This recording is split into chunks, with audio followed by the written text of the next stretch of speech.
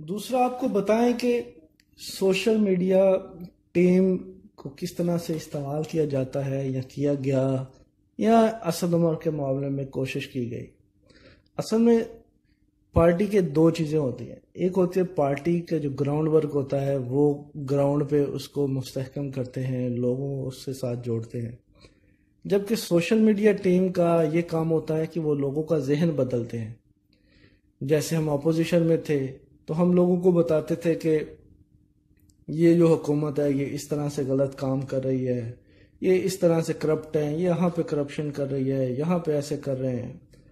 نواز شریف کے بارے میں لکھا، شہباز شریف کے بارے میں لکھا، آصف زرداری کے بارے میں لکھا، جو کرپشن جہاں پہ بھی نظر آئی ہم ان پہ تنقید کرتے تھے، ان کی پالیسیز کو تنقید کرتے تھے۔ اب گورنمنٹ میں ہے تو ہمارا کیا کام بنتا ہے؟ ہمارا کام یہ بنتا ہے کہ ہم حکومت کی طرف سے ان کو ڈیفینڈ کریں، گورنمنٹ کے جو اچھے کام ہیں ہم ان کو سامنے لے کے آئیں، جو اچھے نہیں ہیں ان کو تنقید بھی کریں جو اچھا کام نہیں کر رہے ہیں۔ تو اس طرح سے سوشل میڈیا کا کام ہوتا ہے لوگوں کے ذہن بنانا۔ تو اس لیے سوشل میڈیا کو استعمال کیا جاتا ہے کہ ذہن بناؤ لوگوں کے، جیسے نون لیگ والے ہیں وہ اب لوگوں کا ذہن بنا رہے ہیں کہ مہنگائی ہو گئی، کرپشن ہو گئی، کپتان کی ٹیم فیل ہو گئی، یہ ہو گیا وہ ہو گیا۔ اس طرح سے ہماری ٹیمیں جو ہیں، جتنی بھی والنٹیئر ٹیمیں ہیں، وہ یہ کوشش کرتی ہیں کہ حکومت کا دفاع کیا جائے اور حکومت بھی لگائے جگانے والے تمام الزامات کا دفاع کیا جائے، اور حکومت کے جو اچھے کام ہیں وہ لوگوں تک پہنچائے جائیں،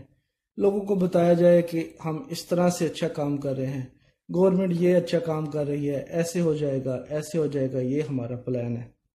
ٹھیک ہے، اب کیا جاتا ہے کہ کسی ایک بندے کو پکڑا جاتا ہے، میں نام نہیں لیتا کسی کا بھی، جو بھی ٹیم ہیڈ ہے، صحیح ہے، وہ آپ کو ٹرینڈ پینل میں نظر آ ہی جائے گا، صحیح ہے، اس کو پیسے کھلائے جاتے ہیں، اب وہ لوگوں کا ذہن بناتا ہے۔ اب اسد عمر کے سلسلے میں یہی چیز کی گئی ہے کہ پیسے پھینکے گئے ہیں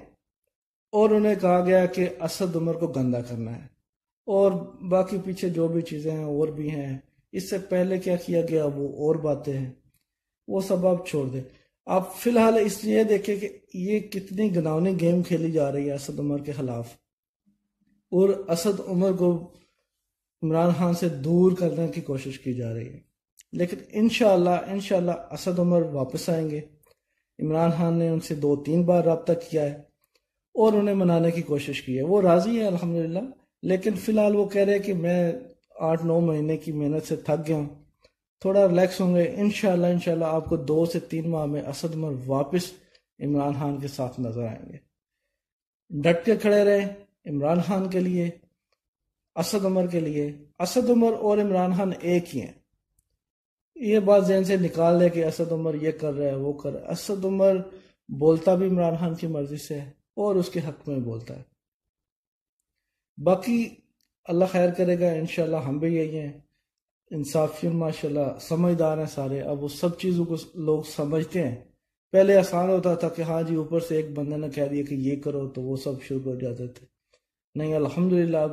اتنا انصافین میں اور سب میں شعور ہے کہ وہ اچھی اور بری چیز کو جج کر لیتے ہیں، اور یہی انشاءاللہ عمران خان کا مقصد ہے،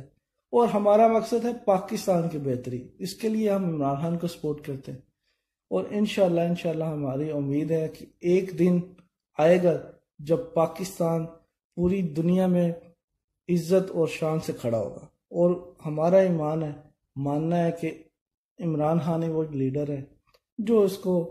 اس مقام پر لے کے جا سکتے ہیں۔ انشاءاللہ دعاؤں میں یاد رکھیے گا، پاکستان کو، عمران خان کو، پاک فوج کو، سب کے لیے بہت بہت دعا کیا کریں۔ السلام علیکم۔